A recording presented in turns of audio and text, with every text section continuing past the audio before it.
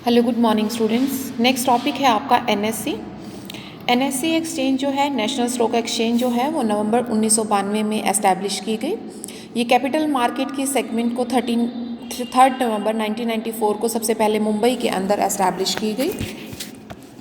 इसके बाद ये एक ऐसी रिकमेंडेशंस थी जो कि पनवारी कमेटी की थी, जिसके अंदर ये एनएससी जो है वो एक रिकमेंड की गई कमेटी के थ्रू कि एनएससी होनी चाहिए, और इस ग्रुप सबमिट एक रिपोर्ट तैयार की गई एनएससी से रिलेटेड इस कमेटी ने 1991 में, जिसके बाद मुंबई में सबसे पहले एक national stock exchange eight Navi Mumbai के अंदर एस्टैब्लिश की गई, और एक नेशनल मार्केट भी बनाई गई जो कि इसी पनवारी कमेटी के थ्रू रिकमेंड की गई थी। इसके बेसिकली जो ऑब्जेक्टिव थे, उसका सबसे पहला ऑब्जेक्टिव था कि एक एस्टैब्लिश करना था एक नेशनल वाइड ट्रेडिंग फैसिलिटीज़ जो थी उसको नेशनल लेवल तक लेकर आना था, क्योंकि एक बॉम्बे सिर्फ एक सिटी को कवर कर रहा था, लेकिन ये जो था वो नेशनल लेवल को कवर करना था। दूसरा वो कहता था कि ये सभी इन्वेस्टर्स के राइट्स को प्रोटेक्ट कर सके, सभी इन्वेस्टर्स इसमें पार्टिसिपेट्स कर सके, इसीलिए इसको हमने एस्टैब्लिश किया। तीसरा वो कहता था इसके अंदर आपकी इलेक्ट्रॉनिक ट्रेडिंग होती थी मार्केट में, और फोर्थ शॉर्टेस्ट सेटलमेंट साइकिल इसके अंदर होती थी कि बहुत ही कम टाइम पीरियड के अंदर सेल और परचेज इसके अंदर की जाती थी। उसके अलावा एक इंटरनेशनल बेंचमार्क और एक स्टैंडर्ड फिक्स कर दिया था एनएससी ने, जो इसका बेसिक ऑब्जेक्टिव था। उसके बाद बात आती है इसके फीचर्स की कि फीचर्स ऑफ एनएससी क्या थे। एनएससी की वही फीचर्स हैं कि सबसे पहला तो इसने क्या किया था, एक कैटलिस्टिक एजेंट की तरह एक जो था रोल प्ले किया इस एक्सचेंज ने। दूसरा वो कहता है इसके अंदर आपकी डीम्यूचुअलाइज सेटअप कर दिया गया ऑनरशिप को, मैनेजमेंट को, ट्रेडिंग राइट्स वगैरह को। तीसरा वो कहता है कि हेल्पफुल थी शिफ्टिंग में, ट्रेडिंग प्लेटफॉर्म्स वगैरह में, कि जो आपके ट्रेडिंग प्लेटफॉर्म्स वगैरह थे, एक्सचेंज वगैरह था, कंप्यूटर टर्मिनल्स वगैरह थे, उन सब की काफ़ी शिफ्टिंग में हेल्प कर पाए एनएससी के थ्रू। फोर्थ वो कहता है it has to be eliminated the settlement risk with the innovative endeavours of the area of settlements and clearing. जो आपके क्लियरिंग हाउसेस थे, सेटलमेंट थे, जो मैंने अभी आपको बीएससी में भी करवाया था लास्ट वीडियो में मेरी में, उनमें भी काफ़ी इसको फाइन जो ट्यून रिस्क मैनेजमेंट सिस्टम था उसमें भी इसको सेटलमेंट करने में काफ़ी हेल्पफुल थे। उसके बाद it has to be completely eliminate any conflicts कोई था या इंटरेस्ट एंड कोई भी परस्यूइंग पॉलिसीज़ वगैरह थी, उसमें भी काफ़ी हेल्पफुल थे। उसके अलावा वो कहता है कि जो आपकी ट्रेडिंग सिस्टम वगैरह था, हाई डिग्री ऑफ ट्रांसपेरेंसी वगैरह था, उसको भी असेस करने में काफ़ी हेल्पफुल रहे। उसके अलावा जो आपकी होल से डेट मार्केट सेगमेंट थी या कैपिटल मार्केट सेगमेंट थी या फ्यूचर ऑप्शन सेगमेंट थी, उसमें भी काफ़ी 3 मंथ सेगमेंट में एक्सचेंज ऑप्शन में भी काफ़ी हेल्पफुल रहे। उसके बाद वो कहता है ये एक ऑग्यूमेंटेड सिस्टम था, कैपेबिलिटीज़ जो थी वो प्रोवाइड कर रही थी सर्विस को IPO market and mutual funds वगैरह में, तो वो भी काफ़ी हेल्पफुल रहे। और हाई लेवल ऑफ इंफॉर्मेशंस को डिसएमिनेशंस वगैरह में भी ऑनलाइन जो सिस्टम था आपका नेशनल वाइड बेसिस पर था, वो एनएससी में काफ़ी हेल्पफुल रहा। उसके अलावा जो स्टैंडर्ड सेट किए गए थे वो भी काफ़ी बड़े इसके फीचर्स थे कि मार्केट प्रैक्टिस थी या प्रोडक्ट्स थे या टेक्नोलॉजी जो थी या सर्विस वगैरह थी, उसमें भी काफ़ी अच्छे स्टैंडर्ड्स जो थे वो सेट कर दिए गए थे एक्सचेंज को लेके। और इसके अलावा ये एबल थे स्टॉक मार्केट में एक डोर स्टेप तक इन्वेस्टर्स को प्रोटेक्ट करने में और एक हरेस्ड और डिलीवरी सर्विस वगैरह में, तो इसलिए यहाँ पर ये चीज़ें काफ़ी बेनिफिशियल थी। उसके बाद नेक्स्ट आपका आता है ऑर्गेनाइजेशन स्ट्रक्चर। ऑर्गेनाइजेशन स्ट्रक्चर के लिए इन्होंने एक बुक में ऑर्गेनाइजेशन स्ट्रक्चर दिया है, अगर इसको ध्यान से देखोगे तो यही ऑर्गेनाइजेशन स्ट्रक्चर इन्होंने दिया है।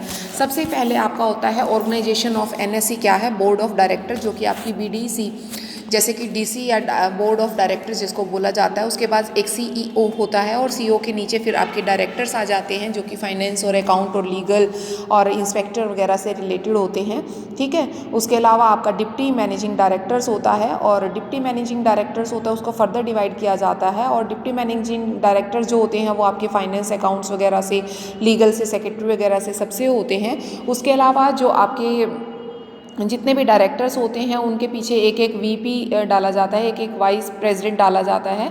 वाइस प्रेसिडेंट फाइनेंस और अकाउंट्स का हो सकता है, एक असिस्टेंट वाइस प्रेसिडेंट होते हैं जो फाइनेंस अकाउंट्स के होते हैं, एक असिस्टेंट वाइस प्रेसिडेंट लीगल का होता है। और अगर डिप्टी मैनेजिंग डायरेक्टर की बात करें तो उसमें भी आपके जैसे असिस्टेंट वाइस प्रिंसिपल प्रेसिडेंट हो जाते हैं, ठीक है, जो कि आपके इंटरनेशनल लेवल पर होते हैं या प्रेमिसेस से रिलेटेड है, डेवलपमेंट वेब से रिलेटेड है, मेंबरशिप से रिलेटेड हैं, या आपकी इन्वेस्टिगेशन या सर्विलिजेंस से रिलेटेड हैं। उसके अलावा कुछ आपके जो होते हैं डायरेक्टर्स में आते हैं, डायरेक्टर में कुछ आपके TN WDM से आ जाते हैं, ठीक है। डेट मंथ WDM होता है होलसेल डेट्स मंथ के बेसिस पर होता है। CM जो होता है एक ट्रांसफर एंड के CM के बेसिस पर होता है। एक डेरिवेटिव मार्केट होती है, एक इनिशियल पब्लिक ऑफर मार्केट होती है। तो ये सारी जो हैं ये सारे के सारे आपकी कैपिटल पूरा NSE का एक ऑर्गेनाइज स्ट्रक्चर होता है जिसके अंदर ये इतने पर्सन काम करते हैं। तो कहता है कि एक आर्टिकल ऑफ एसोसिएशन जो होता है उसके अंदर ये सारे ट्रेडिंग मेंबर्स जो होते हैं वो डे टू डे अफेयर्स और जितने भी होते हैं एक्सचेंज के उनको डील करते हैं। और एक एग्जीक्यूटिव कमेटी होती है जो कि कंस्टिट्यूट की जाती है सेवरल कमेटीज़ के बेसिस पर, जिसमें कि रिसीव की जाती है regular input from the market and comprise mostly of the trading से रिलेटेड जितनी भी आपकी रेगुलेटरी इनपुट्स मार्केट्स वगैरह होती है उनको डील करते हैं। उसके बाद आपकी आती है कैपिटल एंड प्रेजेंट पोजीशन। ये बेटा आप यहीं से इसको पढ़ोगे क्योंकि ये चीज़ें मेरे बताने से नहीं होंगी, आपको लर्न करनी पड़ेंगी। इनको लर्न करिएगा और लर्न करने पर आपकी सारी हो जाएंगी कि एज़ पर NSE जो है वो profit and tax paying company है जो कि depends on the business income of sustains of the growth, और इसकी नेटवर्थ जो है वो 5726 है एज़ पर द 2015 के डाटा के अकॉर्डिंग। उसके अलावा वो कहता है जो NSE है वो फर्स्ट एक्सचेंज है वर्ल्ड की, ठीक है, जो कि नई मुंबई के अंदर एस्टैब्लिश की गई थी। अगर हम WDP की बात करें तो आपका होता है होल डेट्स मार्केट होती है, ठीक है, तो होल डेट मार्केट्स के अंदर होती है। और वो कहता है वो एस्टैब्लिश की गई थी आपकी 1994 में, जो अभी आपने ऊपर पढ़ी है ना whole debts market, that is establish in 1994। Same as to be CM जो है कैपिटल मार्केट जो है that is establish in 94 in November. और फिर उसके बाद वो कहता है अगर आपकी F&O मार्केट की बात करें, फ्यूचर एंड ऑप्शन मार्केट की, जो कि यहाँ बात कर रहे हैं, उसकी बात अगर हम करते हैं तो वो 2000 में एस्टैब्लिश की गई थी। तो कहते हैं ये सारी मार्केट्स हैं जो टाइमली एस्टैब्लिश की गई, इनको आपने खुद ने ही इनको क्या करना है, लर्न करना है अच्छी तरह से। ये क्रैमिंग डाटा है, इसको मैं बता सकती हूँ, लर्न करना आपने है। उसके बाद एक डायमेंशन ऑफ NSE दी गई है जिसमें CM है, F&O है, CDS है, और उसके बाद है जो आपकी WDM है। ये सारे नंबर्स ऑफ इसमें मेंबर्स बताए गए हैं, कितने कितने मेंबर्स इसमें होते हैं, और उसके अलावा इन मेंबर्स में कितनी कितनी सिक्योरिटीज़ होती हैं, ठीक है, वो सिक्योरिटीज़ भी इसके अंदर दी गई है। उसके अलावा जो आपका बेसिकली मार्केट, तो कहता है मार्केट कैपिटलाइजेशन भी इन्होंने दे दी है कि जो CM है उसमें कितनी लगती है, ठीक है, जो आपकी कैपिटल मार्केट है उसकी कितनी है, और ट्रेडिंग वॉल्यूम्स कितना रहता है, वो सारी चीज़ें। इसी तरह से लिस्टिंग ऑफ सिक्योरिटीज़ आपको दे रखी है कि लिस्टिंग ऑफ सिक्योरिटीज़ का क्या क्या क्राइटेरिया है। उस क्राइटेरिया के बेसिस पे उसने कहा भी है कि जो पेड अप इक्विटी कैपिटल है जिसको कि PUEC बोला जाता है, या मार्केट कैपिटल है उसको MC बोला जाता है। तो कहता है वो PU जो है वो ग्रेटर देन 10 करोड़ होनी चाहिए और MC जो है वो 25 करोड़ से ज़्यादा होनी चाहिए मार्केट जो होती है, ठीक है। इसी तरीके से वो कहता है जो कंपनी प्रमोटर्स ट्रैक रिकॉर्ड्स वगैरह होते हैं उनका 3 इयर्स का एग्जिस्टिंग का डाटा होता है, ठीक है। इसी तरीके से जो आपकी प्रोजेक्ट अप्रेजल लिस्टिंग वगैरह होती है उनको भी आप स्पेसिफाइड एजेंसीज के अंदर कंसीडर करते हैं। और इसके अंदर कोई भी आपके अदर रिक्वायरमेंट्स जो होती हैं, अदर रिक्वायरमेंट में जैसे कि नो डिस्पेंसिंग वगैरह है, एक्शंस वगैरह हैं, तो वो भी सारे इसके अंदर कंसीडर किए जाते हैं।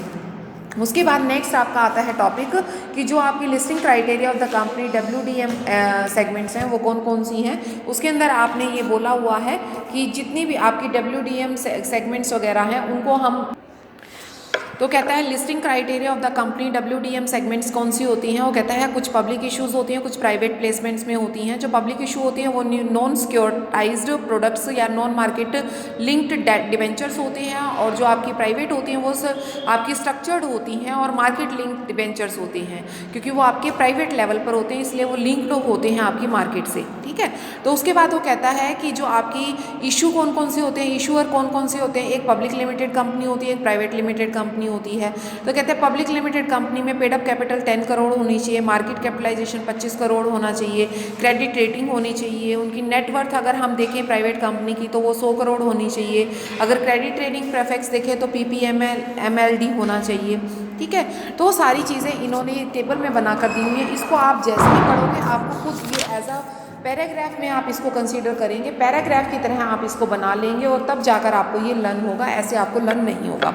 अब लिस्टिंग फीस की अगर बात करें तो जो आपकी इनिशियल फ़ीस है वो 50 है। जो एनुअल फ़ीस देखिए अगर 10 अप टू 10% तक आपके शेयर्स हैं तो 90 है, अगर 10 से 25 है तो 1 20 है। तो इस तरीके से ये आपको दी हुई है। ठीक है, उसके बाद नेक्स्ट आपकी आ जाती है compliance of the listing conditions. वो कहता है कंप्लायंस ऑफ लिस्टिंग कंडीशंस में कौन कौन सी कंडीशंस वो कहता है आती हैं। वो कहता है वेरीफाई कंप्लायंस वेरियस कंडीशंस आपको से फेस करनी पड़ती है। इट्स कंडक्ट का periodical review for the compliance on the accounts of the announcement of the books of closure on the record date. आपको एक अनाउंसमेंट करनी पड़ती है, announcement of the quarter results वगैरह, submission of the distributions schedules, और जो आपकी annual reports वगैरह है या appointments of the compliance officers है या इन्वेस्टर ग्रेवेंस वगैरह है, वेरियस डिस्क्लोजर वगैरह है, वो सारी चीज़ें आपको ध्यान में रखनी पड़ती हैं। उसके अलावा कहते हैं बेनिफिट्स ऑफ लिस्टिंग कौन कौन से होते हैं। बेनिफिट्स आपको क्या होते हैं, एक NSE होती है, वो एक लार्जेस्ट स्टॉक एक्सचेंज है in term to reach the listing of NSE, enable issuer to reach the service investor across the country. पूरे कंट्री को इसके अंदर आप कवर कर सकते हैं। दूसरा कहता है the security trading at low impact cost, इस पर बहुत ही इम्पैक्ट कम को लो आती है और जो लिक्विडिटी होती है वो बहुत ही हाई होती है। तीसरा इसका बेनिफिट होता है कि जो नेटवर्क होता है वो डिसमिनेट्स इन्फॉर्मेशन जो होती हैं या कंपनी अनाउंसमेंट जो होती हैं वो पूरे वर्ल्ड वाइड होती है और इसका स्कोप जो होता है उसको रिड्यूस नहीं किया जा सकता। फोर्थ वो कहते हैं जो facility of making the initial IPO वगैरह है वो NSE में काफ़ी अच्छी हो जाती है। लिस्टिंग फीस जो होती है बहुत ही कम होती है। लिस्टिंग ऑफ द कंपनी जो प्रोवाइड की जाती है वो monthly trading statistics monthly provide करते हैं। NSE जो होती है वो वर्ल्ड वेबसाइट जो होती है प्रोवाइड करती है ऐसे लिंक्स जो कि आपकी लिस्टिंग ऑफ द NSE है, और जो आपके विजिटर्स होते हैं वो भी इंटरेस्ट लेते हैं इसके अंदर कंपनी में विजिट करने के लिए और वो इस साइट्स को देखते हैं। उसके बाद आता है D listing of the company for NSE। किस केसेस में आपकी कंपनी को डी लिस्ट कर दिया जाता है, ये डी लिस्टिंग मैं आपको पहले बता भी चुकी हूँ। एक होता है वॉलेंट्री, एक होता है कंपल्सरी। वॉलेंट्री होता है अपनी मर्जी से छोड़ना, प्रमोटर जो होते हैं एक्वायर कर देते हैं desirous of the delisting security of the company under the provisions of these guidelines shall obtain from the prior approval share holder of the company. Mean अगर कोई भी कंपनी अपने आप को डी लिस्टेड करवाना चाहती है तो उसको अपने शेयर होल्डर से परमिशन लेनी होती है, उनको इन्फॉर्म करना होता है कि वो ऐसे ऐसे डी लिस्टिंग करना चाहती हैं, और उसके बाद वो एक मीटिंग जनरल मीटिंग बनाई जाती है और उसके अंदर एक पब्लिक अनाउंसमेंट के थ्रू प्रेस्क्राइब मैनर से जाकर डी लिस्टिंग की जाती है। एक आपकी कंपलसरी डी लिस्टिंग होती है जो कि स्टॉक एक्सचेंज कर लेता है डी लिस्टिंग, वो किसी ना किसी सस्पेंड कर देता है मिनिमम फॉर द 6 मंथ के लिए। उसके अंदर नॉन कंप्लायंस लिस्ट एक एग्रीमेंट तैयार किया जाता है जिसके अंदर की एक्सचेंज जो होता है एक्वायर कर देता है wide public notice through the newspaper के थ्रू, और इस exchange should have to be given the cause notice of the, मतलब एक फ्रिक्वेंट नोटिस दे दिया जाता है 15 दिन के अंदर कि आपकी कंपनी को डी लिस्टेड कराया जा रहा है। उसके बाद आती है इसकी मेंबरशिप की बात। तो मेंबर्स में आप पढ़ चुके हैं इसके कितने मेंबर्स होते हैं प्रॉपर, जो आपके बोर्ड ऑफ डायरेक्टर से लेके जो आपके एग्जीक्यूटिव असिस्टेंट डायरेक्टर सारे दिए हुए हैं। उसके बाद आपकी जो कैपिटल मार्केट सेगमेंट्स होती हैं वो कौन कौन सी होती हैं, CM सेगमेंट्स। तो वो कहता है CM सेगमेंट्स में आप इसके अंदर पढ़ेंगे कि इंडिविजुअल जो आपका रजिस्ट्रार फॉर्म होता है, कॉर्पोरेट बॉडीज़ होती हैं, कंपनीज होती हैं, वो पर्सन्स जो होते हैं परमिट कर दिए जाते हैं SCRA 1956 के अंदर। उसके बाद एप्लीकेंट जो होते हैं मस्ट करते हैं business to securities to be engage in any funds based activities के अंदर। Minimum of net worth require the individual और रजिस्टर्ड फर्म जो है 75 lakh form the corporate bodies 100 lakh के आसपास होती है। और कॉर्पोरेट ट्रेडिंग मेंबरशिप जो होती है कंसिस्ट ऑफ 4 मैक्सिमम मेंबर्स होते हैं। 40% of the paid up capital होती है, 51% अदर कंपनी होती है। मिनिमम प्रेस्क्राइब क्वालिफिकेशन जो होती है ग्रेजुएशन एंड 2 इयर्स एक्सपीरियंस के बेसिस पर होती है। 2 year of experience of the handling of the securities as broker और सब ब्रोकर होती है। उसके बाद इसी तरीके से WDM सेगमेंट्स मानी जाती है। WDM सेगमेंट्स के अंदर क्या आता है कि पर्सन जो होते हैं ट्रेडिंग के लिए वही ऊपर वाली ही चीज़ें चलेंगी कि वो एलिजिबल होने चाहिए, मिनिमम की 2 करोड़ की वो होनी चाहिए, 2 बार वो 2 ईयर से जो है as a whole time director होना चाहिए। एप्लीकेशन जो है वो आपकी आपकी solely business of the securities होनी चाहिए, not be engage in any funds या फंड बेस्ड एक्टिविटीज़ में इन्वॉल्व नहीं होना चाहिए, और जो मेंबर्स है वो कम से कम सेगमेंट्स में, वो सारी एलिजिबिलिटी कंडीशंस आपको एक अगले उसमें भी दी हुई है, ये पूरी आपको टेबल बना कर दी हुई है। इस टेबल को आप स्टडी करेंगे, इससे आपको सारी चीज़ें क्लियर हो जाएंगी ईजिली कि जो CM और जो F&O सेगमेंट्स होती हैं उसमें इंडिविजुअल फर्म होती है, कॉर्पोरेट होती है, किन किन में CM जो होता है वो इंडिविजुअल होते हैं, पेड अप कैपिटल कितनी होती है, उसकी नेटवर्थ कितनी है, इंटरेस्ट फ्री सिक्योरिटीज़ कितनी है, कोलेट्रियल सिक्योरिटीज़ कितनी है, एनुअल सब्सक्रिप्शन कितनी है, एजुकेशन क्या होनी ज़रूरी है, एक्सपीरियंस कितना होना ज़रूरी है, ट्रैक रिकॉर्ड क्या होता है, ये सारी चीज़ें बेटा यहाँ आपको दे रखी हैं 1 by 1, आप इसको यहाँ से कर लेंगे, ठीक है। उसके बाद इसका ग्रोथ ऑफ द मेंबरशिप, ये इसका एक लास्ट वाली जो टेबल है इसमें आपकी मार्च 14 से 15 की ग्रोथ दी हुई है। अगर आपको नेट से इसका करंट का डाटा भी अगर मिल जाता है 2000 का, तो आप वहाँ से इसकी ग्रोथ ऑफ द मेंबरशिप निकाल सकते हैं NSE की, तो वो भी आप लर्न कर लें। उसके बाद रह गया इन्वेस्टर, ये मैं आपको कल करवाऊंगी नेक्स्ट वीडियो में। ओके बेटा, गुड बाय।